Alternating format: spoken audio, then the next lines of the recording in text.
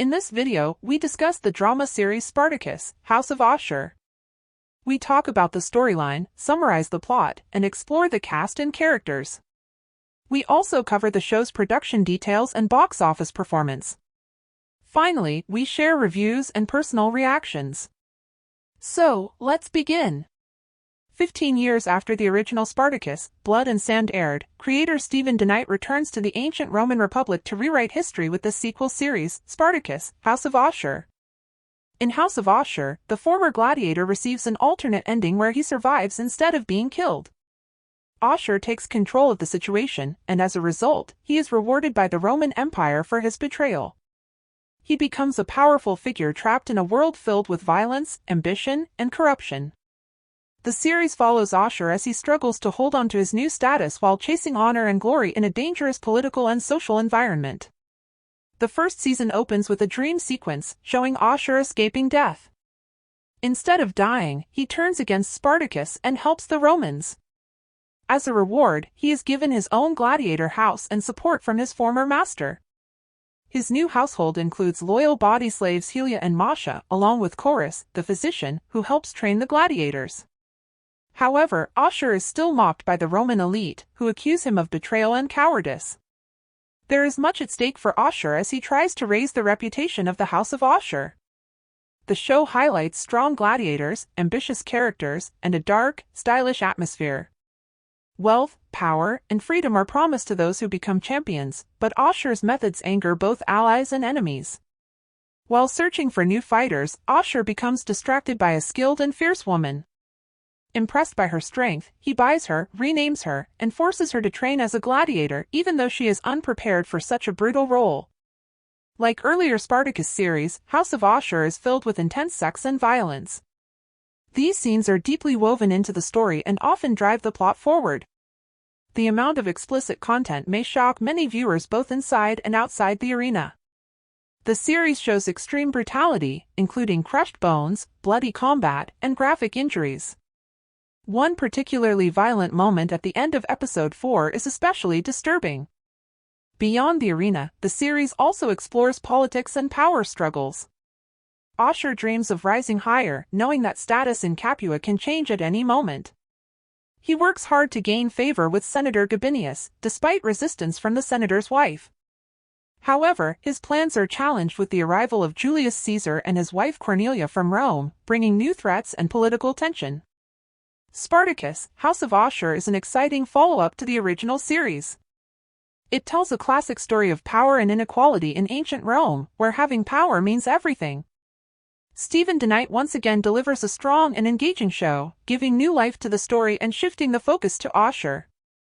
The series brings an unlikely character to the center, showing how far people will go to gain power and how fiercely their enemies will fight to destroy a traitor and former gladiator.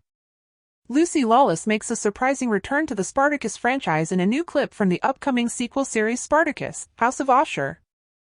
The show presents a reimagined version of Ashur's fate from the original series, where he allies himself with powerful Roman figures, leading to many new challenges he must face. Starz has released a clip from Spartacus, House of Ashur that confirms Lawless's powerful return and her importance to the story. The clip shows her confronting Ashur in a moment that changes his destiny. In the original series, Ashur was believed to be dead, but this scene reveals how his life takes a new path. She appears holding a baby and tells Ashur that his life is not over, setting him on a new journey. This moment confirms that she is the key reason Ashur survives. Based on the clip, it seems the gods have spared him, explaining why he was not killed as originally shown. DeKnight later explained that the series will continue following the same Ashur from the original show, while also bringing back important characters. He also discussed the creative reasons behind changing Ashur's fate and how it impacts the story. He described the scene as emotional and meaningful, adding depth to the series. DeKnight also shared how special it was to work with Lucy Lawless again after many years. He explained that the scene asks an important question: if given another chance at life, what kind of man would Ashur become? That idea forms the heart of the new series. DeKnight praised Lawless, saying he still feels lucky to have worked with her again. She returned to the role naturally and delivered a strong performance. Her chemistry with Tarabay was just as powerful as before, making her return feel right and necessary. Lucy Lawless was last seen in the Season 2 finale of Spartacus, where her character died after years of abuse by Ashur. Her character was memorable for her manipulative drive for power and her tragic ending, which made her one of the most complex and compelling characters in the series. Now she is joining the cast of Spartacus, helping to set the foundation for how her character fits into the new timeline. The show seems to lean more towards supernatural elements, especially with the Eclipse vision, though it is still unclear whether this aspect will return later in the story. Even so, her presence will clearly be felt throughout the series. As Spartacus, House of Ashur moves forward, it remains uncertain whether Ashur's new role is a reward or a punishment. What is clear is that with his new position of power in a different world, he now has the chance to make a name for himself in ways that history never allowed before. Lucy Lawless returns to the Spartacus franchise in a new clip from the upcoming sequel series Spartacus, House of Ashur. The series presents a reimagined version of Ashur's fate from the original show. In this version, Ashur becomes involved with powerful Roman forces, which brings many new challenges that he must face. A clip released from Spartacus, House of Ashur shows Lawless returning in a key role at the center of the story. The clip reveals her confronting Ashur in the underworld, a moment that changes his destiny. In the original Spartacus series, Ashur was believed to be dead in Season 2. In this scene, she appears holding a baby and assures Ashur that he is being given a new path in life. This confirms that she is the driving force behind this spin-off. From what is shown, it appears that the gods have chosen to spare Ashur, explaining why he was not killed by Nyevia as previously shown. This return is explained through the new timeline and confirms that the series follows the same Ashur from the original show. It helps justify how the spin-off exists while also bringing back an important character. In addition to the clip, creator DeKnight explained the creative reasons behind changing Ashur's fate and placing him in a new timeline. Spartacus, House of Ashur premiered in December, leading many viewers to question where it fits within the overall timeline and whether it exists in an alternate reality. The original Spartacus series premiered on Starz in 2010 and ran for 3 seasons along with a miniseries. The historical drama is inspired by the real gladiator Spartacus, who led a major slave rebellion in the Roman Republic between 73 and 71 BC. In 2023, it was announced that the series would be revived, and in December 2025, Spartacus, House of Ashur officially premiered. The series is set 6 months after Spartacus, War of the Damned, which was the third and final season of the original show. At the end of Spartacus, much like the famous film by Stanley Kubrick, Spartacus dies as a free man, bringing his story to a close. The series also hints at future power struggles between Crassus and Julius Caesar, which begin to take shape at the end of the original show. This suggests that even though Rome defeated Spartacus, its victory may not last for long. House of Ashur plays with this ending in an interesting way. In the original series finale, a subtitle confirms that Nyevia kills Ashur by cutting off his head, a violent end that many felt he deserved. However, careful viewers will notice that the new series is titled House of Ashur, raising the obvious question: if Ashur died, how is he back? The answer lies in alternate history. House of Ashur makes one key change to the events of Spartacus, creating a new timeline where Ashur survives. This single change reshapes the story. The 10-episode season follows Ashur as he rises to claim power he once lost, gaining control over the gladiator house he previously surrendered. Because this series exists in an altered timeline, viewers can expect to see characters they might not have expected to return, starting with Lucy Lawless, who appears in a cameo role where she meets Ashur in the afterlife and offers him a second chance to live. Ashur is joined by several new characters created specifically for the series, including Gannicus, Achilia, and Alia. At this point, Lucy Lawless and Tarabay are the only returning cast members from the original show. Spartacus, House of Ashur is the first standalone spin-off in the Starz franchise, which began with Spartacus, Blood and Sand in 2010, and it is now available for streaming worldwide. This new series brings back only a few characters and cast members from the original, focusing instead on an alternate version of events centered on Ashur. Tarabay returns to rewrite Roman history, portraying a version of Ashur who survives the slave revolt led by Spartacus and goes on to inherit the gladiator school of his former master, Betrayal. While the setting and themes remain familiar, House of Ashur delivers a very different story from its predecessor. Spartacus remains one of the most powerful television series set in the late Roman Republic, known for its intense combat scenes and its striking portrayal of social conflict during this dramatic period of history. House of Ashur goes even further by offering deeper insight into the political intrigue of the time, alongside the brutal world of gladiators. The series introduces a wide range of characters, from powerful Roman leaders like Crassus and Julius Caesar to enslaved fighters forced to battle in the arena. Overall, the cast of House of Ashur provides a broad perspective on life in Rome just before the fall of the Republic. Actor James Lister reprises his role as Julius Caesar from Spartacus in the sequel series on Starz. The story follows Ashur as he is given a second chance at life, gaining power after escaping death.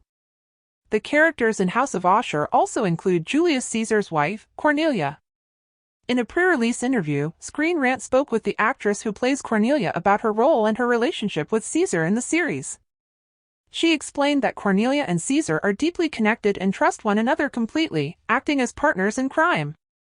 This strong bond plays an important role in their schemes throughout the show. Caesar and Cornelia appear genuinely devoted to each other, which is unusual for marriages in ancient Rome. When asked about their dynamic and how it develops during Season 1, the actress explained that their relationship is built on both love and shared ambition. In this new timeline, Ashur aligns himself not only with Crassus but also with Caesar. Spartacus is already dead in this version of events, suggesting major historical changes will unfold. As a result, Caesar and Cornelia begin plotting to gain more power in Rome, potentially disrupting the balance of authority as the season progresses. So far, House of Ashur has only lightly explored Caesar and Cornelia's political schemes. One key action Caesar takes early on is ordering the removal of dead bodies from the arena. This decision helps ensure Ashur does not remain at the bottom of Rome's social hierarchy. However, Caesar and Cornelia still have a long journey ahead before reaching the level of power history records for them. Based on the current progression of the series, Caesar appears ready to rise quickly. While Ashur and his gladiators remain the main focus, the story is likely to shift in future episodes. As the timeline unfolds, Caesar and Cornelia seem positioned to climb toward power carefully but steadily, and there is no telling how far they are willing to go to achieve their goals. Based on what the actor has said, these characters appear highly motivated. Since the series has only just begun, it remains to be seen how Spartacus, House of Ashur will allow their ambition to grow. The show is still laying the groundwork for its main characters and the people around them. This development may take time, but when it does, it promises many meaningful moments between the two lovers. One of the most surprising romantic storylines in Spartacus, House of Ashur, is teased by series star McTavish, who plays Gorgias. Gorgias is a former gladiator who has earned his freedom. In an interview, McTavish shared his excitement about exploring romance in the series. He noted that while he was promised a love story, he was unsure how much he was allowed to reveal, especially since it is a tragic romance. McTavish explained that this role gave him a unique opportunity, as he has rarely explored romance in his previous work. Instead of violence, such as having a chair broken over his head, he was able to explore the vulnerable and emotional side of his character. Gorgias is deeply reserved, and his past remains largely unknown, though it is hinted that he has been deeply hurt before. He also pointed out that forming close relationships in ancient Rome was extremely difficult due to the dangerous and unstable nature of the society. While relationships between a master and a slave were accepted at the time, relationships between two free men were far more risky. The courage required for such a relationship is significant, but what ultimately drives Gorgias is his desire to open his heart and let someone in. McTavish compared this emotional journey to universal human experiences, where people hesitate to reveal their true feelings. Once that emotional door is opened, it cannot be closed again. This honesty is what makes tender relationships compelling in storytelling, and House of Ashur is no exception. This role marks McTavish's first major romantic storyline on screen.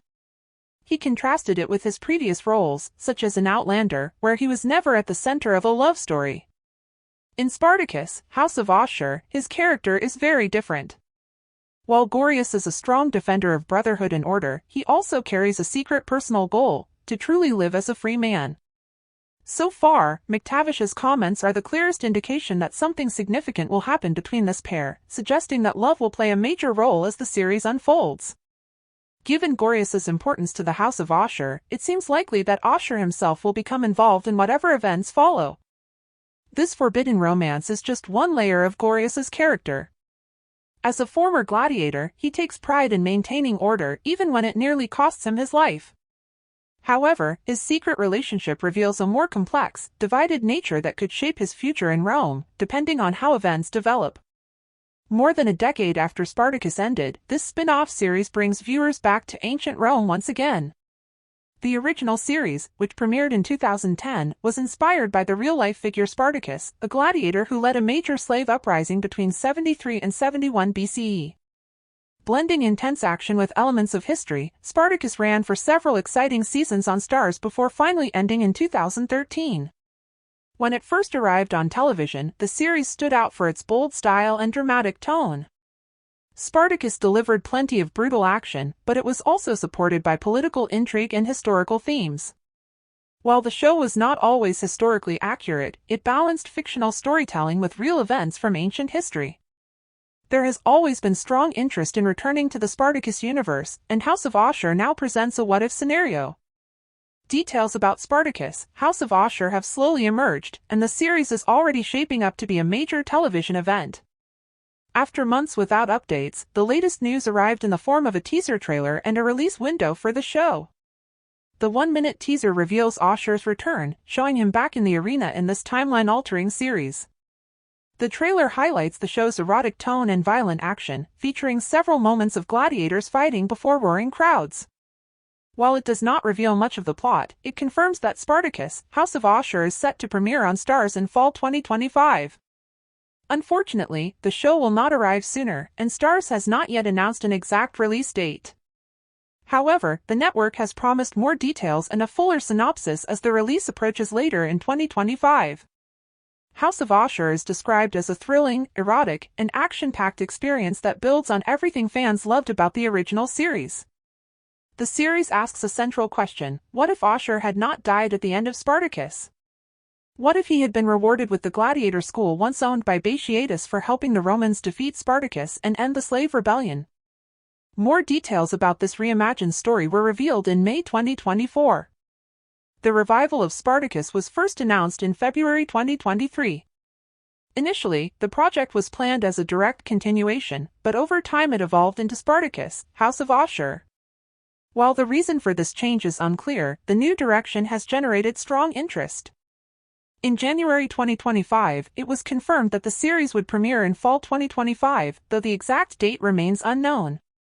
The first cast member confirmed for the spin-off was original actor Nick Tarabay, returning as Ashur. In the original series, Ashur was killed before he could betray the slave uprising and earn a reward from Rome. The new series offers an alternate timeline where Ashur succeeds instead. It is still unclear which other characters from the original series may return. Several new cast members have been announced, including veteran actor McTavish as Ashur's doctor. Ivana and Jamaica will play Mia and Alia, Ashur's household slaves, who become involved in a love triangle with their master. Other characters, including rival gladiators who oppose Ashur, will also appear. Actress Chenika Davis joins the cast as a female gladiator. A gladiator house without strong fighters is no better than one with none at all. Without the chance to prove themselves in the arena, gladiators never get to show their skill and may be killed before making a name. Training elite fighters is one missing piece Ashur has been searching for, and he believes he has finally found it in Achilia. Ashur has never been known as a man favored by the gods, often cursed rather than blessed. However, in Spartacus, House of Ashur Season 1, Episode 4, titled Blood and Bone, fortune finally seems to smile on him as events fall into place. This series differs from its predecessor by shifting focus away from Rome's rulers and instead exploring relationships within the gladiator house. It highlights dynamics that were previously overlooked. One example is the tense relationship between Chorus, the doctor, and Domitius, who constantly compete with each other with no clear winner. Their rivalry reflects the harsh belief that victory in the arena matters above all else, even if constant conflict is the cost they must pay. Training takes a pause in this episode when Chorus suffers a near-fatal injury and must retreat to heal within the Dominus house. News of his condition spreads quickly, and Ophelia visits him almost immediately. Her willingness to rush to his side at the first sign of danger makes their connection feel genuine and strong. This pairing is quickly becoming one of the most compelling relationships in the series. While earlier episodes hinted at manipulation, Blood and Bone reveals deeper intentions. Domitius has been hiding his injuries and openly expressing his desire for Achilia. After seeking confirmation that Chorus also has feelings for her, an intimate moment follows. Though their first encounter is simple, it confirms Chorus's emotions and makes it clear that Ashur's attempt to control communication between them will not succeed. Ashur also plays a crucial role in Achilia's life. She views him as the man who avenged her late husband, and although she was wary of him at first, her feelings change after he saves her life. While her family is distracted, Achilia is attacked by a kidnapper and nearly killed until Ashur steps in. Though she once hated him for killing Spartacus, she now sees him as her protector. This powerful bond threatens to disrupt existing social structures, and not everyone will be pleased. Still, Ashur's actions earn him more than gratitude. He gains a potential wife and fulfills a long-held ambition when he is invited into elite Roman society. This moment represents everything he has been working toward, guided by both fate and ambition. With his position secured, all that remains is for the House of Ashur to present a true champion. As the Dominus prepares to make his decision, another relationship begins to fracture, reminding us that power always comes at a cost. While she is a fierce fighter, I am still not convinced that she can bring glory to the house. She is unlike anything Rome has seen before, but is that enough? She needs to be a truly skilled warrior, and so far, I am not fully convinced. She shows regret and determination, but her fighting ability still seems lacking. Even so, I want to see her take on the role, if only to challenge the men who believe they alone deserve power. This episode picks up right where the series premiere left off. The gladiators have gained the respect of Gorgias after Achilia manages to draw blood in a duel to the death. Ashur strongly disagrees with Chorus's method of testing her and decides to send his doctor on a mission outside the gladiator house. This is the episode where Spartacus, House of Ashur, truly gains momentum, mixing strong political drama at the elite gathering with brutal action in the fighting pits and tension within the household. The episode begins with Ashur and Chorus arguing over how Achilia was handled, especially after the death of Spartacus, a gladiator she killed when he tried to assault her. Chorus allowed her to fight with real weapons, while Ashur seems largely indifferent to Spartacus's death. This reveals that Indus was not exactly filled with skilled fighters. The scene is well written and acted, showing Ashur and Chorus as near equals, adding depth to their partnership. Still, they are not truly equal, as Ashur reminds Chorus that he was spared only because he proved useful, reinforcing Ashur's belief in his own authority.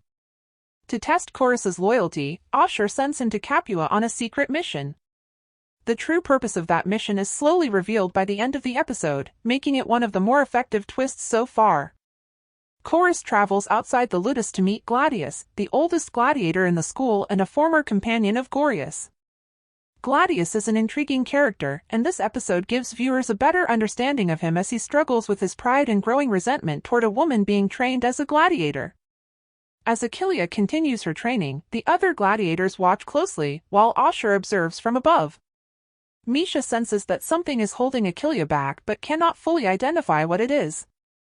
This leads to a confession from Hilara, who admits she visited Achilia in her cell and suspects that past trauma is still haunting her. Spartacus, House of Ashur continues to stream in January. While the Spartacus universe has received mixed reactions since its return, the series continues to prove that it remains a compelling and popular addition to the franchise. The January series debuted on Starz on December 5th and quickly became a major hit on the streaming platform. The show has consistently dominated the charts, holding the number 2 spot for the past week. However, Spartacus, House of Ashur is also performing strongly on other platforms.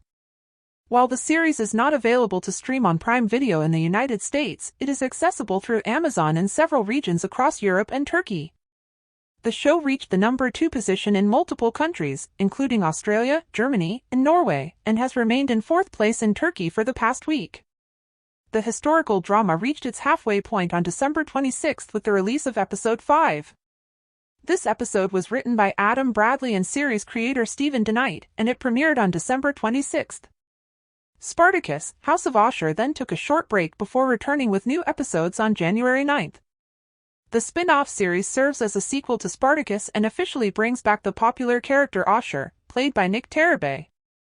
In the original series, Ashur was killed on Mount Vesuvius by Naivia. The new show reimagines his fate, placing him in an alternate timeline where he survives. The official storyline explores a what-if scenario in which Ashur lives and is rewarded with the gladiator school he once served. The series follows Ashur's rise to power as a dominus in the brutal world of Roman gladiators. His journey is shaped by fierce fighters, including the skilled gladiator Achilia. Spartacus, House of Ashur has divided critics and audiences. It received a strong 92% approval rating from critics on Rotten Tomatoes, but only 46% from audiences, with some viewers criticizing the show for being too modern in its themes. The introduction of the franchise's first female gladiator was met with mixed reactions, with some fans calling it forced or overly political. Despite the criticism, the series has managed to refresh the franchise after just 3 episodes. It clearly stands apart from the original show while still keeping many of the elements fans loved from the 2010 Blood and Sand epic. Episode 4, titled Blood and Bone, takes the story even further, proving that this is not the Ashur of the past but a much darker and more dangerous version. The episode, available on the Starz app, is one of the most violent chapters in the spin-off so far. It features a shocking twist that comes out of nowhere and ultimately works in Ashur's favor. To say that Achilia has struggled to find her place in the House of Ashur would be an understatement. Since her arrival, she has been challenged repeatedly, both physically and mentally. Just when it seems she might succeed in training, Ashur brands her with the mark of the Brotherhood. This decision only worsens her standing among the other gladiators, making her an even bigger target than before. That being said, Episode 4 finally shows the gladiators finding her after she is caught working with fake gladiators. They ask her to think about her next opponent in the arena. The brothers she will face are not a single man to defeat, but a trio who stand as one unit and fight together. This is very different from the man training her, especially when it comes to his relationship with his son. He gives her tips on how to defeat her opponents, and those lessons later pay off. A brutal training session follows, pushing her hard and revealing deeper tension, which ends up driving a wedge between father and son. If the scenes between Goddess and Arbiter in Episode 3 were spicy, Episode 4 turns things up even more with blood, bone, and desire. The episode once again features a sure doctor break, this time with the Lanista in a steamy bath. This scene is set up because of the injury Cus suffered as part of a scheme to remove him from the contest. When Epicter hears that he was hurt, he immediately goes to the House of Ashur to see how serious the wound is. Despite the surprise visit, Ashur welcomes Epicter with open arms, knowing he holds power and influence over the upcoming games, something Ashur has been trying to secure. Ashur leaves Peter and Chorus alone, and after a few seductive words from the younger man, Chorus gives in. For me, this was one of the joys of the show, being able to explore this side of the characters. I don't think I've ever really seen this kind of depth or freedom before. In Episode 4, Ashur is on Cloud 9 over the expected arrival of his benefactor, who has hinted he might visit despite the trouble between Pompey and Spira, which has only been mentioned in passing. His hopes are quickly crushed when he learns that instead of the man himself, the cargo he promised will be arriving. It is now up to Ashur to make sure it is delivered safely to his villa. While checking the route with Corys, they head out just as Ashur is preparing for his first real taste of bloodshed. By chance, his daughter Vaya and her friend are in the same nearby city shopping for fine Egyptian fabric. Out of nowhere, they are attacked by the pirates mentioned earlier, who separate mother and daughter. Vorus goes after Corys, while Ashur rushes in to save his daughter, leading to a fierce battle. In the end, Ashur and his doctor emerge victorious and punish the pirates in brutal fashion as a reward for their actions. Center's support secures Ashur a strong position in the upcoming games. Because of this, he tells Corys that there is no longer any need for him to stay in service to Air, a decision that is sure to cause serious problems in the future. However, the fire burning inside Ashur over such a gift is quickly tested when it is revealed that the powerful and dangerous Caesar will be visiting his villa, and he will not be coming alone. Needless to say, the arrival of Caesar and his wife Cornelia is sure to throw a wrench into everything next week. How will Caesar react when he learns that Ashur plans to have a woman fight as the champion of his house? And how will everyone else watching respond? Will it have the effect Ashur hopes for, or will it all fall apart once she steps into the arena against the Brothers of Fog? We will have to wait until December 26th to find out. In the meantime, Episode 4 of Spartacus, House of Ashur, Blood and Bone is streaming now on the Starz app. IGN recently hosted a special screening of the first 2 episodes of Spartacus at the House of Blues in Los Angeles, ahead of the 2-episode premiere on December 5th. Members of the series cast were present for the event and took part in a Q&A after the screening, where they discussed the series' direction and what fans can expect. For those who may not know, Spartacus, House of Ashur is an alternate history story that branches away from the original Spartacus series and follows the former villain Ashur. In this version, Ashur survives the events on Mount Vesuvius and eventually becomes the owner of the gladiator training school that once belonged to him when he was an enslaved gladiator. It has been 12 years since the original Spartacus series ended, and returning actor Tarabay said that getting to work with the team again and helping lay the groundwork for a new show were 2 of the main reasons he wanted to come back. He explained that Ashur is a deeply sad and damaged character. When he first arrived as a slave, all he wanted was to belong. He has often said that if Ashur had received a hug back then, he might have become a very different person. Instead, he was mocked, ridiculed, and humiliated, which turned him bitter and cruel. Because of that, Tarabay said he loved the idea of taking this man and giving him a chance to grow and possibly become better.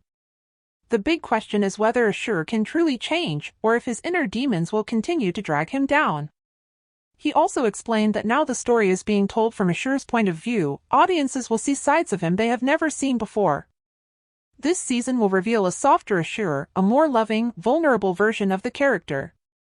And because of this, because of what he feels now, he will do things you would never expect him to do.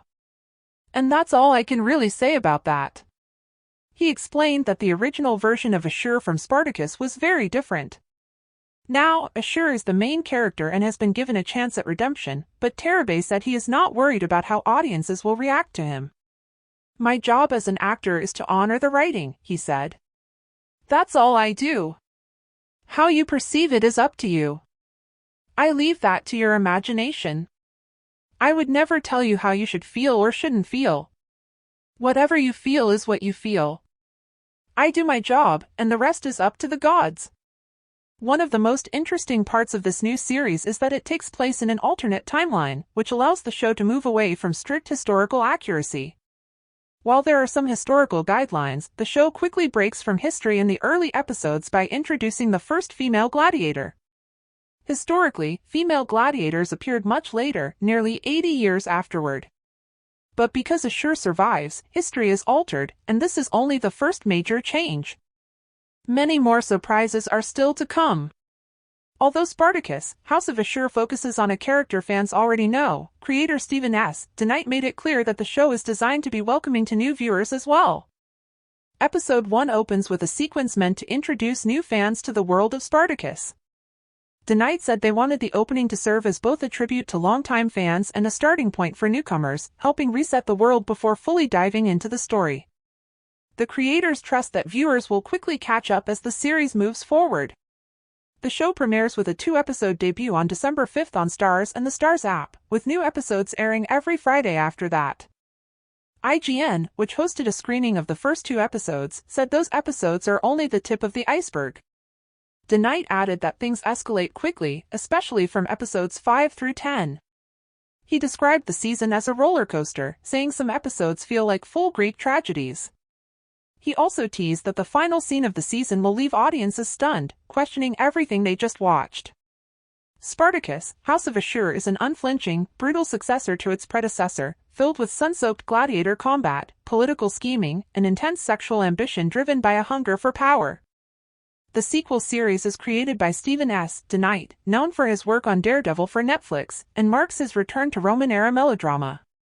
The show fully embraces excess, violence, and desire, blending blood-soaked battles with personal betrayal and family conflict both inside and outside the arena. The series is packed with bold performances, stylized slow-motion violence, and relentless intensity. It is not a show for the faint of heart. House of Ashur leans heavily into its subtitle, using dialogue that is both poetic and crude. It welcomes back characters once thought dead while also inviting new viewers who may not be familiar with the legacy of Spartacus on Starz. Before Game of Thrones reshaped television, Spartacus carved out a unique place in pop culture during its short but memorable run. While it may not have been fully embraced by critics at the time, the series is now viewed much more respectfully 15 years later. Spartacus, House of Ashur arrives as a bold and confident return, centered on a Roman power struggle that begins with Ashur's shocking survival, one of the most complex and surprising plot twists ever seen on television. Actor Nick Tarabay fully embraces Ashur's second chance at life, immediately setting plans in motion in the opening episode. However, new viewers without prior knowledge may find the early episodes confusing. Consider this a fair warning: motivations, ambitions, and rivalries only become clear after several episodes. At first, the series offers little explanation, asking the audience to trust that patience will be rewarded. For viewers willing to stick with it, House of Ashur delivers plenty of payoff. There is a strong sense that the show knows exactly what it wants to be. Much of that success comes from the performances, especially Tarabay's, which walk a careful line between vicious villain and tragic antihero. At times, his performance may feel exaggerated, but it soon becomes clear that this intensity is intentional. Ashur represents everything corrupt about Rome, yet he is also fighting to reclaim his own identity.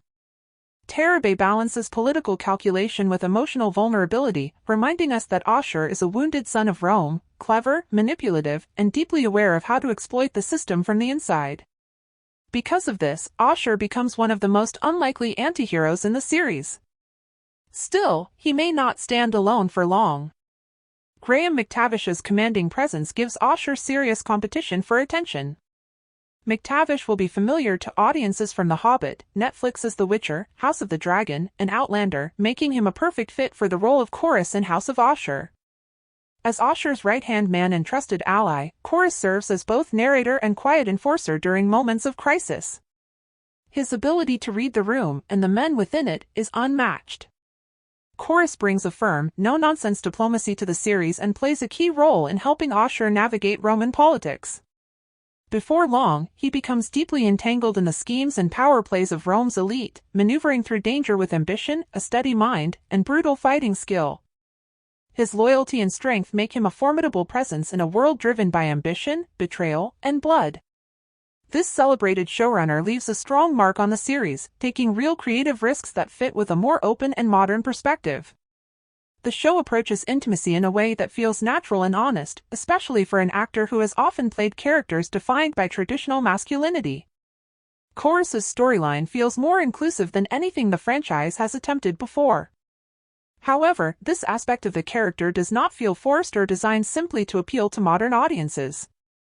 Instead, it reflects how relationships and attraction were viewed in ancient Rome. In that world, desire was rarely judged the way it is today, and physical attraction was often the least interesting thing about a person. What mattered more was power, status, and what someone could offer beneath the surface. House of Ashur explores gender identity and politics in a way that feels thoughtful and layered, going beyond simple representation. This is especially clear in how the series portrays women and the roles they choose to play. In Spartacus, submission and femininity are often valued more highly than independence and strength. Women who step outside these boundaries are frequently met with harsh judgment, prejudice, or ridicule. Chanaka Davis, who appears in a small but memorable role, steps into the spotlight as Alia in the opening episode, and her character becomes a key example of this theme. Unlike other women in the House of Ashur who rely on femininity to gain power and status, Alia becomes a symbol of female strength and self-determination. Her character helps set the series apart from similar historical dramas by challenging expectations and blurring traditional gender roles.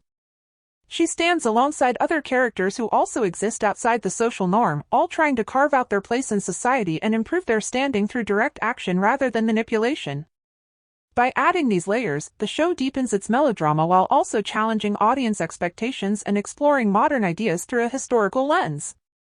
It highlights the sophistication of the storytelling by DeKnight and his team, showing just how diverse House of Ashur truly is, despite any first impressions. Her refusal to conform makes Alia one of the strongest women in House of Ashur. Beyond the bloodshed and gender themes that run through the series, her presence remains one of the show's biggest revelations. Over time, she slowly changes the opinions of those around her. Her focused determination begins to weaken the foundations of this male-dominated society, forcing others to take notice.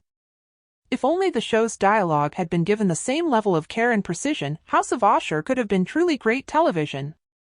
The language in the series often takes itself too seriously, to the point where it becomes distracting. Heavy-handed wordplay and exaggerated speech sometimes undermine the drama instead of strengthening it. The show loses ground by inserting modern-sounding profanity into nearly every emotional moment, which makes the characters feel less authentic. At times, the dialogue aims for Shakespearean weight and complexity but falls short, making certain scenes feel awkward rather than powerful. Even once viewers become used to the show's unique rhythm of speech, House of Ashur can still feel challenging. The reliance on overly elaborate dialogue draws attention to inconsistencies that might otherwise go unnoticed. Differences in set design, whether on sound stages or location, and uneven visual effects can pull viewers out of the story. These distractions often break immersion during dialogue-heavy scenes, undoing much of the strong work that comes before them. For longtime fans, however, these flaws are easy to overlook. Spartacus has a loyal fan base, and the sequel has little trouble winning them over. Nick Tarabay appears to have barely aged in the 12 years since the original series finale, and his return feels like a homecoming. This is a character who not only earns his redemption but is rewarded with an entire series built around him, one that aims to capture the spirit of 2013 while updating it for a new generation. Viewers who stumble upon the series without prior attachment and manage to push past the heavy dialogue may find themselves pleasantly surprised by this new version of Spartacus. House of Ashur clearly wants to please longtime fans, but it also reaches toward modern culture, acknowledging that attitudes and public perceptions have evolved. There may still be plenty of slaughter in the arena, blood mixed with sand, but Spartacus understands that even a dominus brought back from the dead must move with the times. It also introduces a ruthless schemer, played by Nick Tarabay, driven by pure ambition. His plan is bold: crush the slave rebellion led by Spartacus and take control of the gladiator training school once owned by Batiatus. Ashur, who was memorably killed in the second season of Stephen S. DeKnight's historical drama, is now alive again thanks to a carefully crafted plot device. The result is striking and convincing, bringing Ashur back as a fully formed force of chaos with one clear goal: to build his own stable of fighters and unleash them into the gladiator arena. His secret weapon is Alia, an unknown but fearless woman with nothing to lose and everything to prove as she fights for her freedom. Still, danger is hard to escape in a world where death is never permanent and even the underworld gods seem willing to return people to life. The inclusion of a powerful female character is not something foreign to the Spartacus universe, but its return feels especially timely. Since the original series ended, the world has changed, and today's social and cultural climate raises the question: is there still room for a show like Spartacus? Early reactions suggest the answer is yes.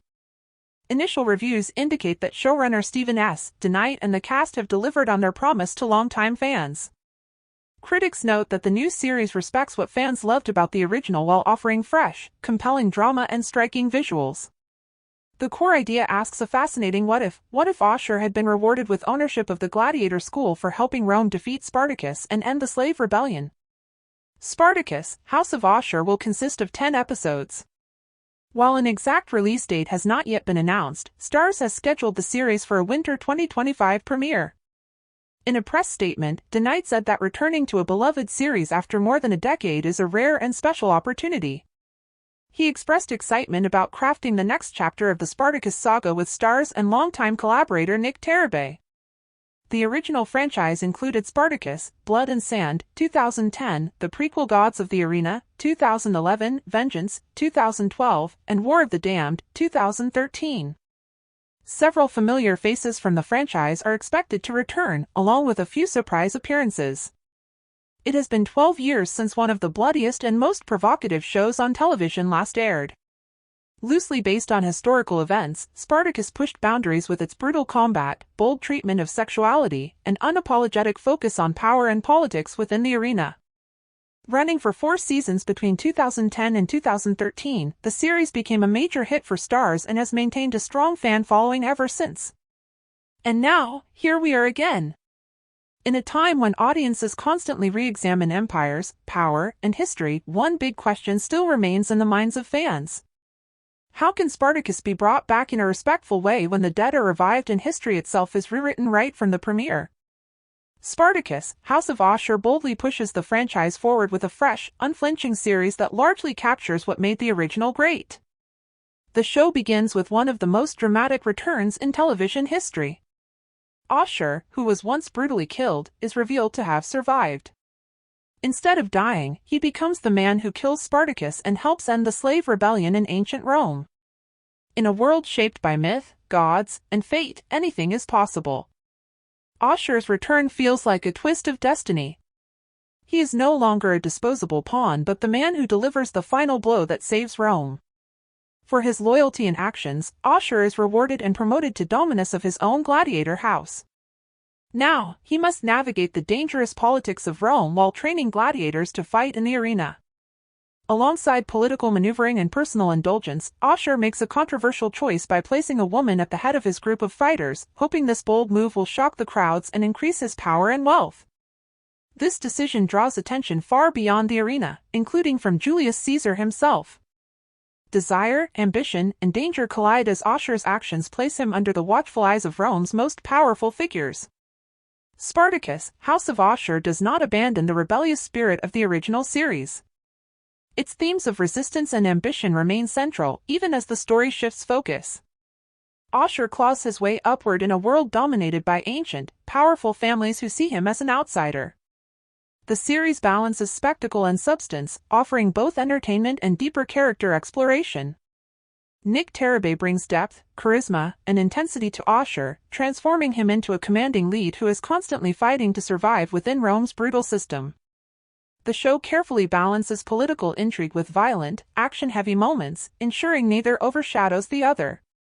Meanwhile, Alia, the house's central female gladiator, stands as a constant target for those who doubt her strength and want to see her fail. Her presence adds tension and meaning to the story, reinforcing the show's themes of power, defiance, and survival. The actress delivers a powerful performance, bringing emotional depth and physical intensity to her role. Her character's anger, strength, and complexity are convincing, and she continues to grow as the series progresses. She becomes the emotional core of the sequel, giving the story its heart. McTavish also stands out this season as a steady and commanding presence. His character is drawn into Ashur's world but finds his own emotional grounding along the way. McTavish plays the role with control and restraint, adding layers of depth that quietly develop throughout the season. While the show mainly focuses on Ashur's political ambition and careful manipulation, it is Alia who truly evolves over the course of the story, at least in the 5 episodes provided for review. Spartacus, House of Ashur also delivers the brutal blood and gore the franchise is known for. This makes it unsuitable for sensitive viewers, but anyone seeking intense, visceral combat will likely be satisfied.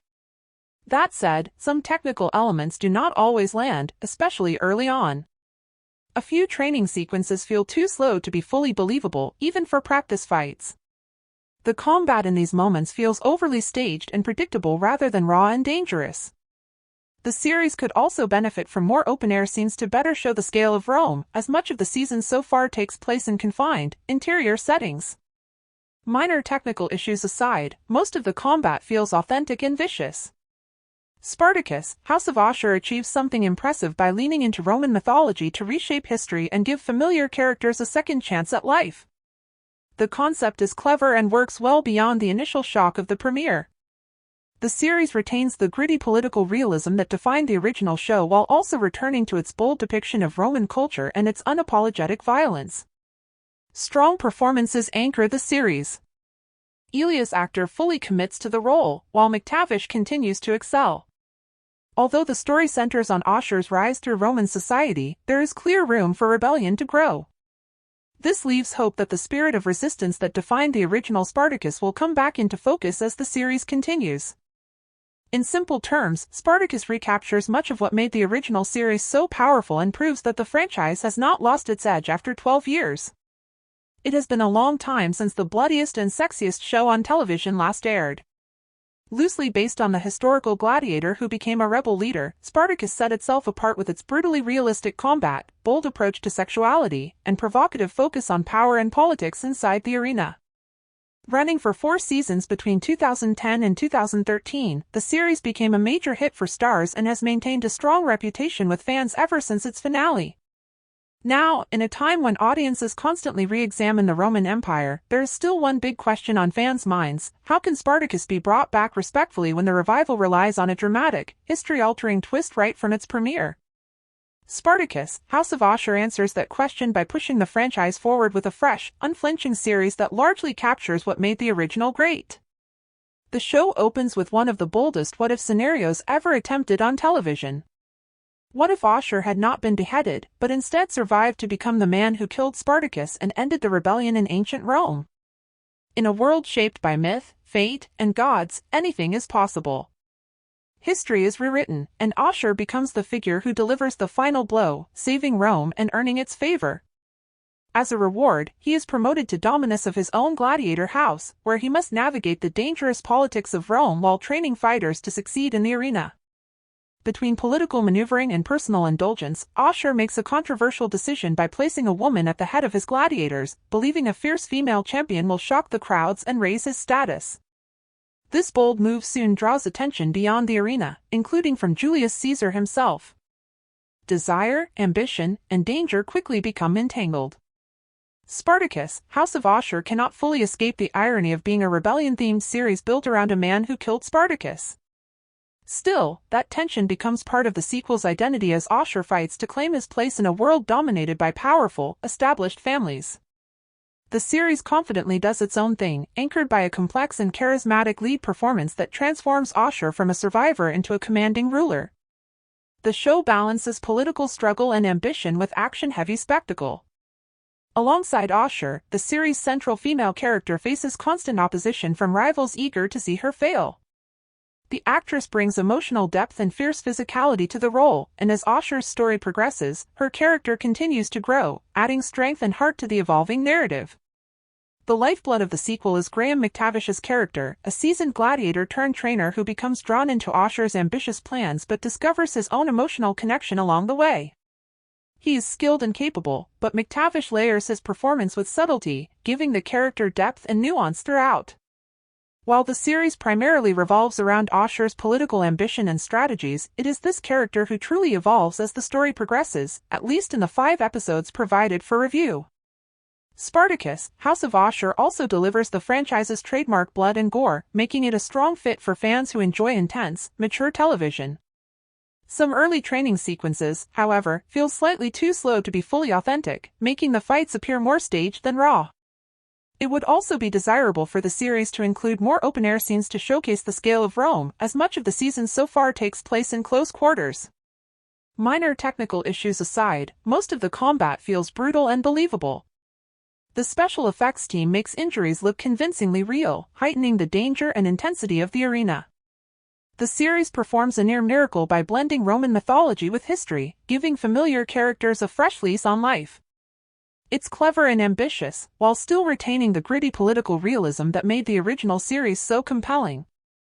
Spartacus, House of Ashur also revisits the bold depictions of Roman culture, mixing the empire's grandeur with unflinching portrayals of sex and violence. The lead actors fully commit to their roles, with McTavish standing out in particular. While the story largely follows Ashur's attempt to climb the ranks of Roman society, the series still honors the original Spartacus saga. That saga holds a special place for many fans. It was one of the stories that showed just how powerful television storytelling could be. Before it, I had mostly been obsessed with network shows. But my deep dive into these particles felt like riding a sports bike after years on a bicycle with training wheels. I circle back every couple of years for comfort, and there is always something new to discover. I have probably rewatched it 5 times. The scale of the narrative, the romance, the action, it engulfs completely. A language took over my entire being, and for a while, I spoke in particles. No one in the whole wide world was happier than I was. He lacked honor, morals, and respect. He was a murderer, thief, teacher, rapist, warrior, and slaver of Rome. The decision to base his show on Ashur was a choice. The man has no redeeming qualities, and even when the Oracle brings him back to an alternate life, he has not changed.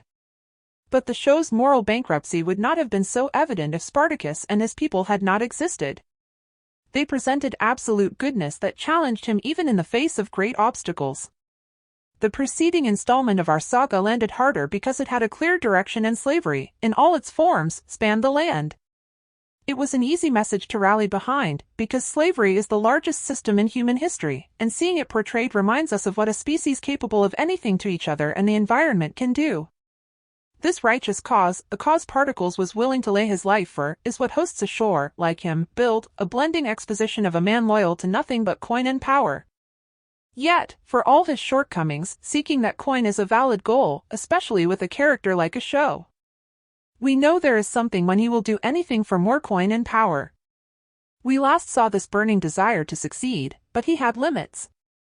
As a collector, his love child, his Spartacus' steadfast addiction and unquenched dust pull, the need to bring the character back to life, offers him an opportunity in the underworld to explore what else could have been, and suddenly history plays out differently. He finds Spartacus and now rules as the dominant force of his own house. However, they offer no real justification for this.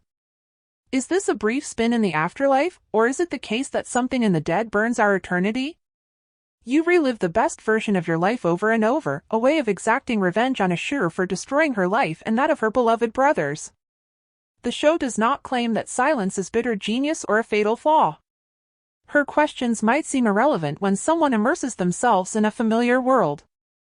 House of Show's greatest feat is its ability to recapture this world without missing a beat. It truly feels as if we never left. It does not feel like 12 years have passed since Spartacus, the Wall of the Damned, the Nostia hits guard, when we find ourselves in a House of Ashur. Formerly the House of Barriers, this house has character. It is like nothing else, and seeing the industry once again glittering is exhilarating. Some things remain the same, yet much has changed. We have a new doctor, financing as his predecessor. Patrick's performance as the ominous remains one of my all-time favorites. I was skeptical of Chorus, but he rises to the occasion. Chorus does not have the dominating presence the ominous had, but his wit cracks with the same depth, and his voice booms just as loud. Graham Manish brings gritty energy with a goddess-like authority that demands respect, a spectacular presence. I am in love with the Doctor. The same cannot be said of Ludus or the house at large, where trust is scarce and brotherhood nearly non-existent. This is largely due to the new Dominus, who has no regard for tradition or focus. The question is whether this diversion will break his house or inspire another rebellion. The aggregators feel disregarded, and the Dominus could not care less. Chorus is always seconds away from bashing a subordinate. Walls can only keep order for so long, even for the most loyal. I smell a rebellion, and not just because some glittering members are breaking rank. Spartacus is still alive, at least in spirit. The visual attempts to keep Spartacus alive through a character who is a mythologist, and conspiracies begin. Some creditors suspect a bigger plot, hiding out somewhere, becomes plausible. Venerables are hanged as Spartacus' body is nowhere to be found. Even in this alternate history, Spartacus survives and begins to bring righteous hell to Rome. Meanwhile, life continues, and home remains just that, home. That means the library is still going on. The games are fierce. The power is the ultimate prize. It might sound like a small kind of party, but the premiere does a great job introducing the characters and the conflict, setting the stage for someone to embed themselves in the circle of the righteous and the powerful. Easier said than done, since there is an established order, and ambition can sometimes work against the shore. He is like a hyena who paints himself with a sword and hangs like a leopard. They can smell the hyena in him from effort alone. The Visher weaves an intricate web of fashion where everyone has an agenda, friends can turn foes without notice, and betrayal is always expected. There's just enough introduction to follow the history without confusion. However, the story would not be half as interesting without Alia. She brings an energy no man could replicate. She is daring, fierce, and confrontational. Some of these traits may not always serve her well, but she finds a way to use them to her advantage. None of this would be possible without the show's desire for coin and prosperity, and the willingness to break every rule in the book. These characteristics work in his favor because they make him unpredictable, a trait almost always welcome in a story. The character breaks traditions and gives the House of Ashur the spectral energy needed to fill the particles role left by the art history timeline. The writers do an excellent job introducing her and revealing the many ways she awakens in Leo. I am sure critics will push back because Alia is a black woman. Women of color often face backlash, dragged down from J. Motor's basement. Let me remind everyone that this show has always had bold characters, from danger to the high survivors, turning instinct into entertainment in the arena. What she brings to Ludus and Rome promises top-tier entertainment. Critics seem to love the show, and it is quite lovable. But if you look at how everyone has moved on from certain parts, he was a big reason for the power and success, and his absence leaves a gap that could fracture the show. That said, there is so much to enjoy, especially with Ashur's never-ending ambition and her rise. He is willing to break norms, and that kind of necessary energy keeps momentum going. For now, I am a reluctant fan, waiting to see if his pursuit of coin is nobler than I imagine in a world built on slavery. The show will win me over if the brewing rebellions actually come to pass. There is something different about her spectacles, handling nudity and action scenes in a way that distinguishes it from shows like The Boys. While slow motion may feel outdated, a decade ago it would have enhanced the scene, it still has a certain appeal. It takes skill to maintain tension and excitement, and this show succeeds. This week Starz debut The Nose Particle, the spine of the House of Ashur, reviving the cult key that helped shape modern breastic channel television. We have seen the first half of the decision and have returned from the ludus to report. From what we've seen, the answer is a resounding yes. She responded as loudly as any glossium.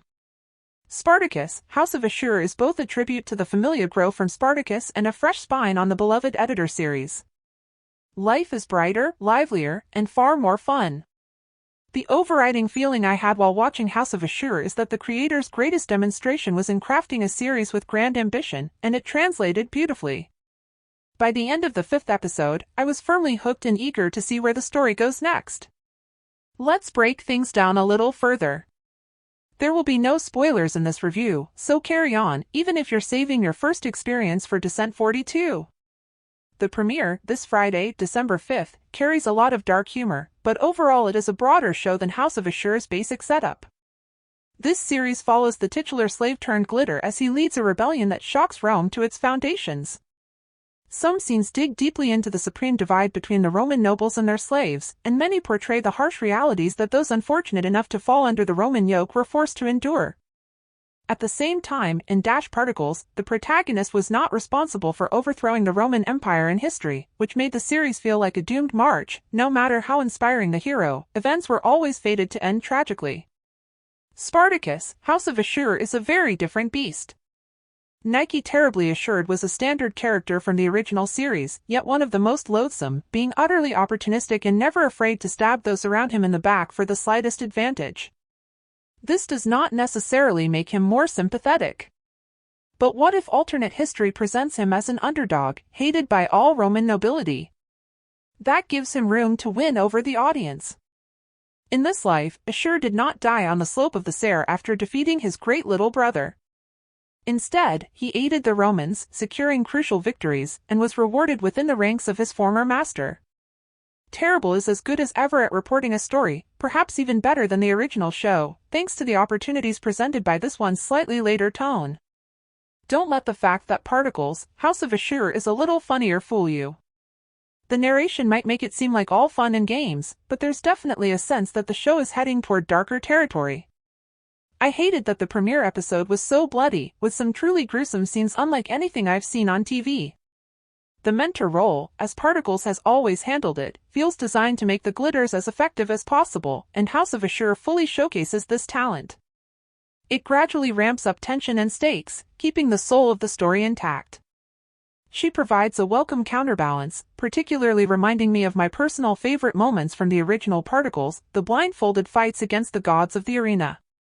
If you've seen it, you likely know how high a praise that is, and House of Ashur lives up to it. However, the greatness of this particular House of Ashur would be nothing if the show failed to invest us in its characters or relied on weak writing. Fortunately, these are areas where this series truly excels. Introducing a whole new cast in the Spartacus universe and expecting viewers to care as they did about the likes of Magus and the original Spartacus is no small feat, yet the show pulls it off. One standout is the graceless doctor, played to perfection by McTavish. If you watch a lot of fantasy, you've likely seen McTavish before in Outlander, House of the Dragon, or other roles. Yet despite his deep catalog, this might be one of my favorite performances to date, giving him room to fully explore his range, and the show is better for it.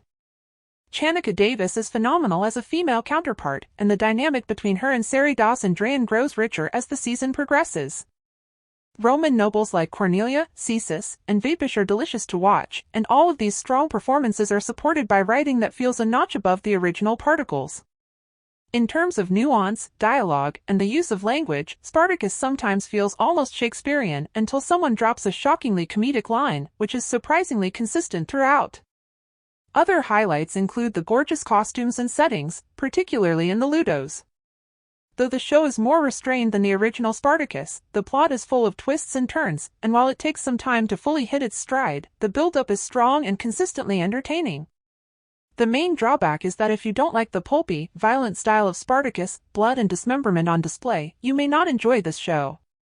But if you remember the original fondly or have always been curious about this Roman historical saga, Spartacus, House of Ashur is highly entertaining and worth your time. House of Ashur is a fitting revival spin-off that preserves the original while offering an intriguing alternate story in the same world. It's a production honed with care, from writing and action to acting, costuming, and visuals. Every element exudes craftsmanship, including top-tier nudity and violence, making it a thoroughly polished and engaging experience. Spartacus, House of Ashur has a particular way of shocking its audience. You can be sure that when it intends to do so, it will pull it off flawlessly. This is a series I am eager to revisit over the coming months. Ashur, once defeated, is resurrected and returned as Dominus, the master of his own house, determined to reclaim his rightful place among the allies. He introduces the first gladiators to the arena, sparking a chain reaction of unforeseen events. It has been more than a decade since audiences felt the sting of bread and sand in the arenas, yet only Spartacus can deliver it with this intensity. Fortunately, fans of Shakespearean drama amidst gladiatorial spectacle are in luck. House of Ashur is here, and it feels as thrilling as ever. On the surface, Particles, House of Ashur may appear as another blood-soaked arena drama with enough skin to make anyone jealous, but it is much more than that. The show excels in giving mature audiences what they want: realistic, careful frontal nudity and plenty of tension. Beyond that, House of Ashur presents a jewel of a tale about overcoming adversity, racism, and corruption of power. At its heart is Ashur's dominance over his own house, complete with glory-hungry gladiators and enough drama to fill every seat in a Hollywood arena. Tarabay plays Ashur with a presence that feels noticed even by the gods, his actorly background shining through in every lyrical word and decisive action. The show offers more than Tarabay's stellar performance. He is complemented by McTavish as Chorus, Ashur's show director, a straight man of strategy who trains and manages the details of the House of Ashur. By far my favorite character, McTavish explores his range as a queer man balancing personal desire with the expectations of a community that does not accept his preferences. When he isn't kicking up dust on the training ground, he spends most of his time with the operator, an influential arena player, and the object of Chorus's affection. Every scene McTavish and Gibson share is electric. Their relationship is my favorite to watch develop, driven by passion, sincerity, and intensity. Watch for the hard-hitting arena scenes, you will know what that means. Another standout is Danica Davis as Alia, the first gladiator acquired by Ashur. She is a force of nature, physically and emotionally hypnotic, pulling you toward her side with every near defeat. Her defiant sacrifices, dominance, and skill in combat are captivating. Do not resist Alia, she will claim your attention, leaving you enthralled in the immortal struggle of arena combat. Plenty of other performances shine through the blood and dust, including those by Roya Black, India Star, and Jan Hamill. The first 5 episodes of this series offer far more than just gratuitous violence or opportunities to create a drinking game every time someone says coin. The show's political intrigue is delicious, with every deal, betrayal, and Senate shakedown rippling across the story. Someone is always scheming, no one is safe, and characters move on plans without warning, leaving surprises, attacks, and unexpected events in their wake. One skirmish in particular caught me completely off guard. I audibly gasped and swore in shock at its sudden escalation. Though I've only seen the first 5 episodes of Spartacus, House of Ashur, I eagerly await the rest of the season. Between the show's unique dialect, its fresh approach to arena combat, and inclusivity, through diverse relationships and character arcs, House of Ashur is firing on all cylinders so far. 12 years after the original Spartacus finale, the franchise continues to shine. Particles, House of Ashur brings back popular characters from the original series, enhancing the epic storytelling. Critics have already responded. The debut earned a perfect score on Rotten Tomatoes, while longtime fans are thrilled to see Tarabay return from the dead. Even with its popular characters, Particles, House of Ashur has proven divisive. Some fans disagree with certain creative choices and have called out the show for being over the top. Despite this, the series has 100% approval from the 80-plus audience out of 10 viewers. Hollywood reporter Ng Han wrote that the show succeeds because it builds a growing attachment to the characters and their lives, keeping viewers on the hook. Collider argued that Spartacus, House of Ashur leans on mythology and ancient Roman beliefs to rewrite history, giving characters a new lease on life. CBS's own Martin Carr praised the sequel as a worthy entry in the franchise, noting that with such a solid fanbase, the series has little to worry about. It has been 12 years since the original series finale, and that gap has worked to the show's advantage. The original Spartacus series, consisting of 3 seasons, all scored over 80% approval from audiences: Season 1 Blood and Sand 88%, Season 2 Spartacus, Vengeance 86%, and Season 3 War of the Damned 86%. The eliminated series Spartacus, God of the Arena even achieved a 93% approval score. The new entry debuted with a disappointing 45%, showing a divide in reception. I gave it a chance because the original Spartacus series was phenomenal, and I can say this one is even better than Game of Thrones. This show exceeded my expectations. It woke me up to a franchise I already loved. Some viewers have complained about how aggregator websites handle reviews, claiming that bad reviews are removed or downplayed. One person argued that if reviewers who have no agenda beyond honest critique give a poor show a good review, that's tolerated, but when a show is truly bad, it is overlooked. Another commenter wrote that critics don't care about good storytelling, they just respond to anything that shakes the woke box. A few reviews echoed this sentiment, dismissing House of Ashur as horrible woke garbage, claiming it prioritizes feminist messaging over strong acting or storytelling. Spartacus, House of Ashur debuted with a 2-episode premiere, with new episodes airing every Friday until the finale on January 30, 2026. There are moments in television where a story strikes like lightning, and for years, Particles was exactly that, a bold, dominant, unflinchingly daring saga led by Andy Whitfield and his successor Liam. The giant rebel burned his way into pop culture, leaving a trail of blood, scars, and triumph. When Spartacus concluded, many believed its tale was sealed in television history forever. But the gods apparently had other plans. The franchise returns, not as a retreat, not as a resurrection, but reborn in flame and fury, as a what-if saga of unprecedented ambition: Spartacus, House of Ashur. With blood, vengeance, political intrigue, and transformative characters, it reinvigorates the franchise. This is the story of the serpent who survived, the snake who, after the defeat of Spartacus in the original series, rises for the first time as the master of his own house. The show asks provocative questions. What if Venus Sarion had not fallen? What if he had been gifted a glitter school in return for betraying Spartacus and quelling the slave rebellion? House of Ashur instantly elevates itself with a bold core premise. A cunning, ambitious Ashur seizes power in an alternate history.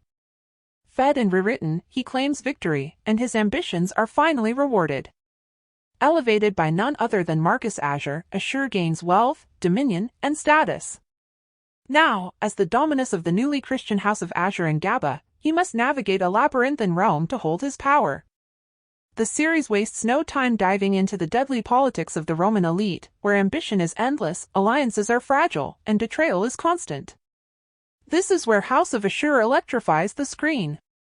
It takes everything audiences loved about the original series: gladiatorial spectacle, moral complexity, political manipulation, class tension, and the intoxicating pull of power, and reinvents it for a bold new chapter.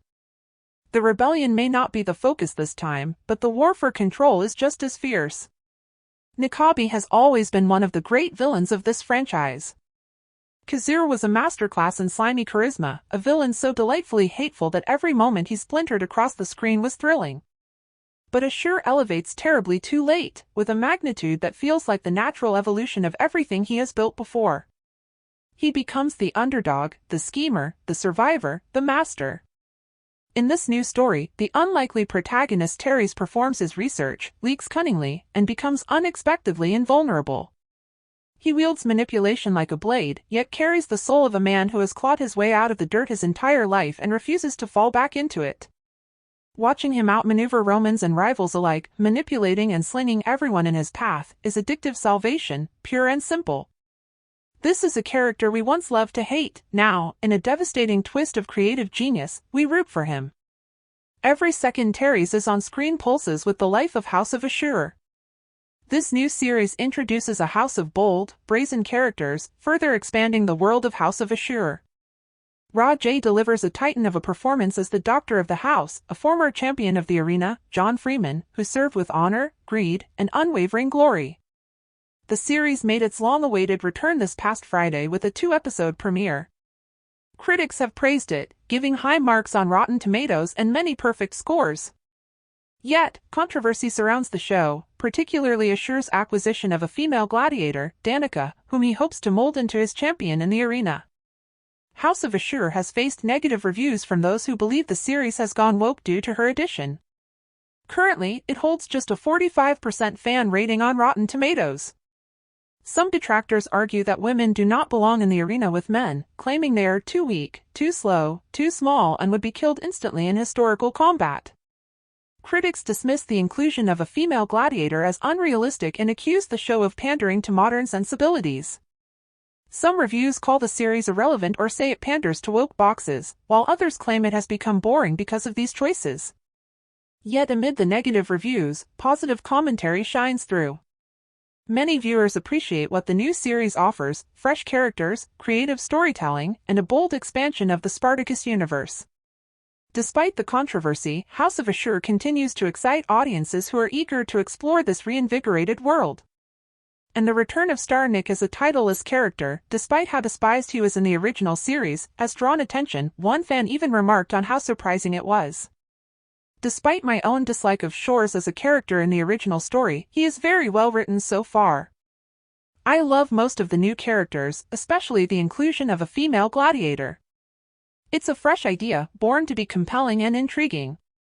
Some viewers may not like it, but the original Spartacus also featured female warriors, so in that regard, House of Ashur is only expanding on that aspect. So far, the female character appears to be complex, a well-rounded addition, blending pride, guilt, and a deep longing for freedom. She carries the same fire as Ashur himself. Other viewers have described House of Ashur as everything from glorious and action-packed to bolder and better than the original series. Reactions on social media have been similar, with users praising the new series as incredible. The world building remains elastic and immersive, and the characters continue to shine. House of Ashur brings back many of the jaw-dropping action sequences and intense character moments that made Spartacus so memorable, while expanding the universe in exciting, unpredictable ways. The first 2 episodes of Spartacus, House of Ashur, are now streaming on the Starz app. New episodes are expected to drop every Friday until the end of Season 1. Back in early 2010, Starz had a hit with the original Spartacus franchise, known for its copious amounts of blood and sex, but perhaps most of all for its sharp, memorable dialogue. That formula is very much back in the new series. When we last saw Spartacus, he had risen from slave to formidable warrior and was ultimately beheaded on Mount Vasa. Now, in House of Ashur, the series revives the story in a unique way, blending legacy elements with a fresh perspective on the mythology. This isn't exactly a prequel or a sequel, it's an alternative imagining, a what-if that lets fans see familiar characters in new circumstances. The audience gets to reconnect with fan favorites, now in New Orleans rather than the traditional Roman setting, and follows Spartacus as he navigates a world where he once fought as a gladiator. In this iteration, he runs a gladiator training school in the heart of Gaboa, the very place where he made his name, creating a Roman hellscape for a new generation of fighters. House of Ashur is bursting with money, influence, and power plays. Spartacus uses his experience and knowledge of what it takes to be victorious to finance and guide his projects. Along the way, he encounters scene-stealing performances from actors who bring charisma and magnetism to the story, including standout roles that become significant plot points. The series is unapologetically violent, combining carnage with melodrama. the line between raw, graphic action and soap operatic storytelling is intentionally blurred, making it not for the faint of heart. Every episode tests just how much the viewer can handle, leaving little untouched on the sand-covered floors of the arena. The series begins by establishing power dynamics, something almost every fantasy epic does, reminiscent of George R.R. Martin's influence. Yet House of Ashur remains highly entertaining, with tension and intrigue that pull viewers in. Its Roman chaos and Shakespearean drama give the story a unique flair, even as it leans into familiar tropes. Depending on how much complexity and production polish you expect, the show delivers a fast-paced, intense experience for fans of the genre. For those who love the original Spartacus, this return is exciting, offering more of the action, drama, and thrill that inspired some to create their own stories. But the way it's returning is bizarre, and kind of hilarious. The new show, Spartacus, House of Ashur, centers on a villainous character from the original series. Sounds normal, right? Characters often get their own spin-offs. But here's the twist, Ashur was beheaded at the end of the original Spartacus. So how is this supposed to work? Exactly. The concept is just okay. The show essentially asks, what if this didn't happen? It's an alternate timeline because, well, Ashur is a compelling character, and Spartacus fans love him enough to justify a return. Plus, the original series explored gay themes, so reviving him adds some new dynamics. Here's the premise. House of Ashur is an explosive what-if scenario where Ashur survives his fatal event and is rewarded with the gladiator school where he once served. The series follows his rise to power as a dominus in the brutal world of Roman gladiators, aided by the fierce gladiatrix Alia. The show premiered on December 5th on Starz, and early reviews are in. Remarkably, the series currently holds a 100% Rotten Tomatoes score. That's not exactly what one might expect.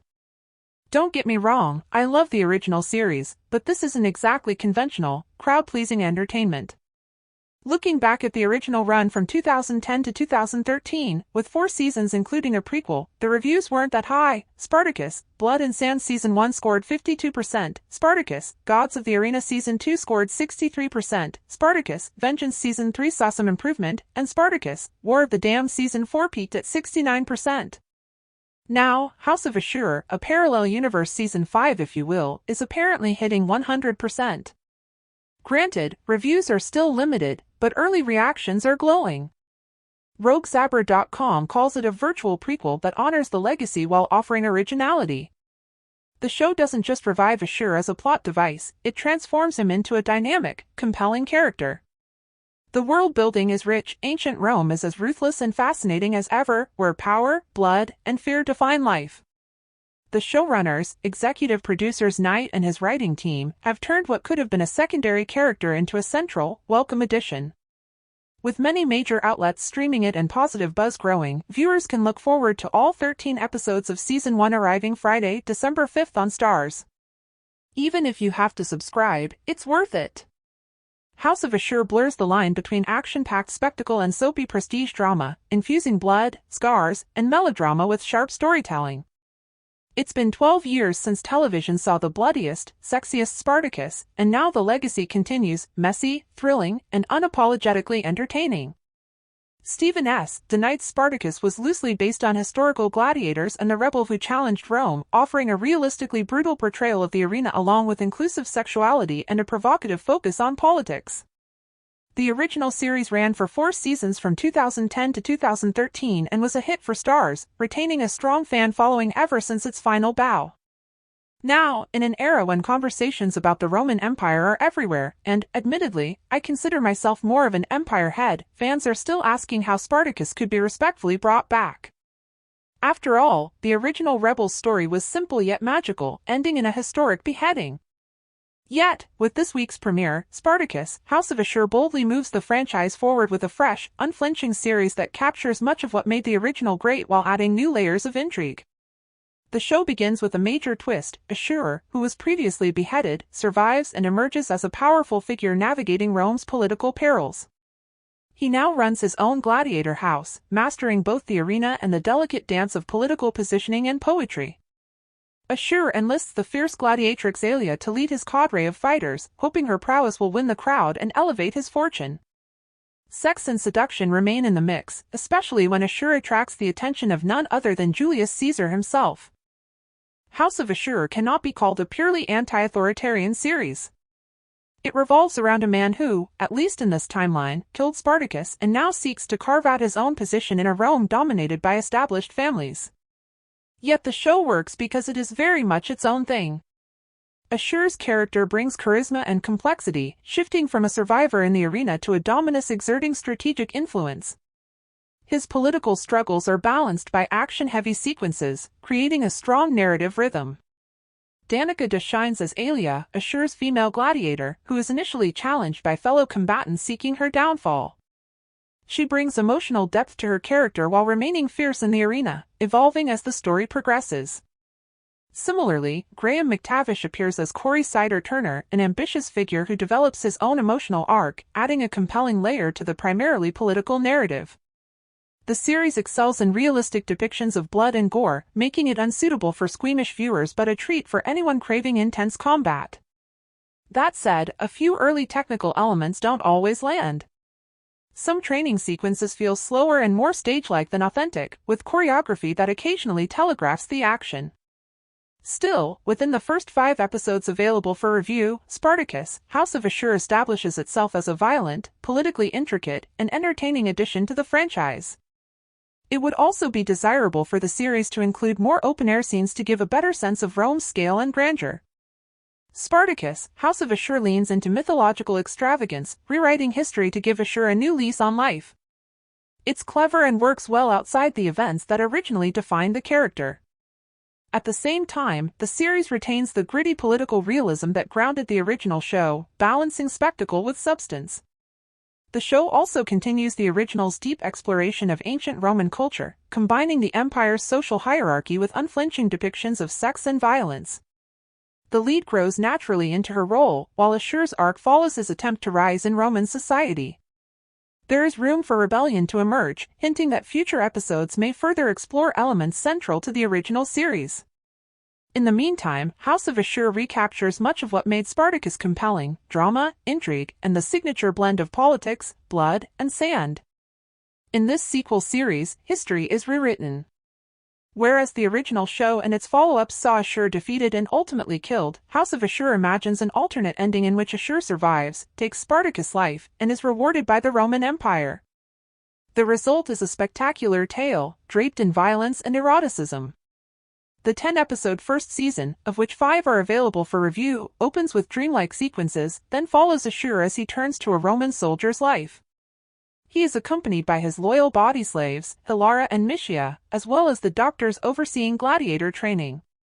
Yet despite his new position, Ashur remains the target of mockery and suspicion, accused by rivals of betrayal and ambition. Much of the story centers on Ashur's gladiators, ambitious slaves eager to win status, wealth, and freedom through combat. Ashur's plans bring them into the arena, where potential fighters are tested under brutal conditions.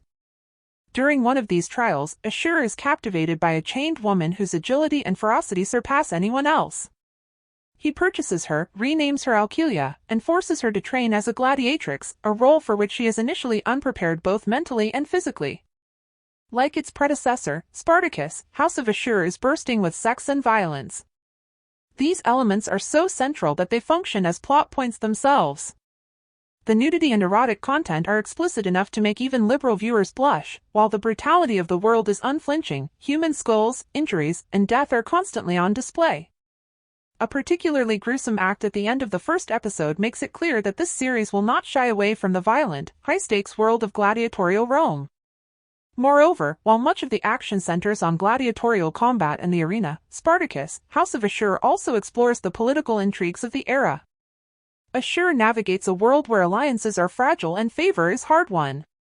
He works desperately to gain the support of key figures like Sanche, only to find his efforts constantly undermined, particularly with the arrival of Julius Caesar.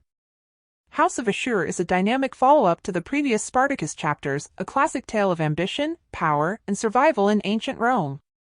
The stakes are as high as ever, with Ashur's rise paralleling the story of Achilia, highlighting the extremes characters will go to preserve their status and the ruthless lengths their adversaries will go to punish traitors. Though it shares the blood and sand setting of ancient Rome, the series is largely independent of the original 2010 to 2013 Spartacus seasons. Yet fans of the franchise will notice echoes of the original, from signature lines to the tone of its storytelling. House of Ashur is hellbent on entertaining, with action, sex, and violence that make even Game of Thrones look restrained. By the end of the first 5 episodes available for review, the answer to the question "Am I entertained?" is an emphatic yes. The series delivers on its promises, extending its fun and chaos to every plot beat. In this alternate timeline, Ashur, the former slave who killed Spartacus, is now the master of his own house. Despite his elevated status, he remains an outsider to the established Roman nobility, who sees every opportunity to remind him of his foreign origins and challenge his authority. The show revels in this tension, making Ashur's rise, and the threats he faces, both compelling and unpredictable. For Ashur, climbing the ladder of legend means finding victory in the arena with his own gladiators. His newest and most controversial acquisition, the female gladiator Alia, brings both tension and spectacle to the story. The series feels a little silly at times in the best way, putting primal instincts, sex, violence, and raw ambition front and center without apology or self-seriousness. Characters don't simply flirt or fight, they kill, spill blood, and commit acts that would shock the faint-hearted, all while navigating political schemes and rivalries. Yet when Ashur schemes to humiliate or eliminate his enemies publicly, the show doesn't try to anchor itself in historical accuracy or sober drama. Even Julius Caesar appears, though he looks more like a TikTok influencer than a figure from ancient coinage. And that works because this isn't a show about literal historical facts, it's about the thrill, spectacle, and emotional stakes. Beneath the surface-level indulgence, the storytelling is surprisingly sophisticated, with organic character development that makes the arena victories feel earned rather than handed out. Alia, for instance, doesn't become a champion overnight, her growth is gradual, reflecting her struggles and the obstacles she faces. Ashur himself is arrogant, self-centered, and morally ambiguous, yet he remains compelling because the series shows who he is up against. Loyal allies and dangerous rivals alike populate his world, creating a rich network of tension and intrigue. While blood and violence are constant, the show also invests in character, giving viewers reasons to care about their triumphs and setbacks. By balancing unflinching spectacle with genuine character stakes, House of Ashur draws viewers in. It keeps us hooked on the fates of its gladiators, their triumphs, and failures, while offering the occasional chance to imagine ourselves as Romans, caught up in the chaos of the arena. This is a show that thrives on excess, but beneath the carnage and drama, it understands how to make us care. Spartacus is one of those stories that demonstrates the full power of storytelling, showing what television can truly accomplish. Before discovering it, I was obsessed with network shows, but diving into Spartacus was like riding a sports bike after years on a bicycle with training wheels. I revisit it every few years for comfort, and each time there's something new to discover. I could probably rewatch it 5 times over. The scale of its narrative, romance, score, action, and language takes over completely, and for a while, I even found myself speaking in Spartacus. When Spartacus, House of Ashur was announced, I was ecstatic. After watching the 2-episode premiere, I am largely impressed by what has been achieved, but it is missing something essential. In the original series, Spartacus' journey was driven by honor, loyalty, and a moral compass, even amid extreme adversity. Ashur, by contrast, is positioned as a man entirely without honor or morality. He is a murderer, thief, cheat, rapist, and slaver, a character whose corruption is total. Choosing him as the focus of the new series was bold, but it also means that much of the ethical grounding that made the original so compelling is absent. Even with the Oracle granting Ashur a second life in this alternate timeline, he remains morally bankrupt. Unlike Spartacus and his allies, who embodied absolute goodness and stood up to injustice, Ashur has no higher cause. The previous installments landed hard because they had a clear moral direction. Slavery was the ultimate evil, and Spartacus' rebellion was righteous. Here, the narrative is driven by ambition and lust for power alone. Yet paradoxically, this makes Ashur endlessly watchable. We know there is nothing beneath him, and his pursuit of power is relentless, thrilling, and unpredictable. Ashur is a product of the Spartacus legacy but also a wholly new creation, the love child of the original series' moral clarity and an unrepentant desire for dominance. The show does not justify his corruption, it embraces it. In this alternate afterlife, Ashur relives his best life over and over, exacting revenge and seizing opportunities without restraint.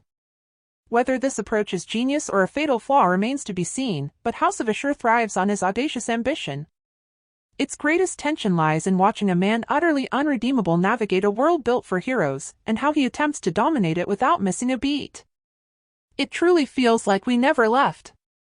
It doesn't seem like 12 years have passed since Spartacus, War of the Damned. Now, as we step into the House of Ashur, the world feels familiar yet new. For me, following this houseless character through his rise in Rome, and seeing the gladiators back in all their glory, is thrilling. It's not exactly the same, but it still feels unmistakably like Spartacus.